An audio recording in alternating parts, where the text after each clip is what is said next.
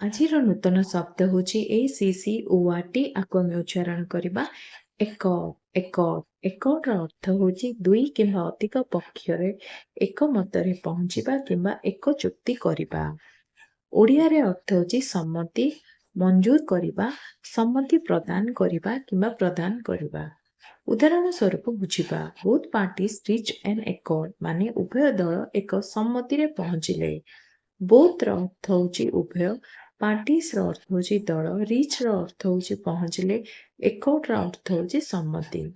ତୃତୀୟ ଉଦାହରଣ, ହି ଆକ୍ଟେଡ୍ of his on ଏକର୍ଡ ମାନେ ସେ ନିଜ ସମ୍ମତିରେ କାମ କଲା। ହିର ଅର୍ଥ ହେଉଛି ସେ, ଆକ୍ଟେଡ୍ର ଅର୍ଥ ହେଉଛି କାମ କଲା, ଓନ୍ର ଅର୍ଥ ହେଉଛି ନିଜ, ଏକର୍ଡର ଅର୍ଥ ହେଉଛି ସମ୍ମତି। ଏମିତି ଭିଡ଼ିଓ ଦେଖିବା ପାଇଁ ଚ୍ୟାନେଲ ସହିତ ଯୋଡ଼ି ରୁହନ୍ତୁ। ଚ୍ୟାନେଲକୁ ଲାଇକ୍, ସେୟାର ଆଉ ସବସ୍କ୍ରାଇବ୍ କରିବେ। ରହିଲି ନମସ୍କାର, ଜୟ ଜଗନ୍ନାଥ।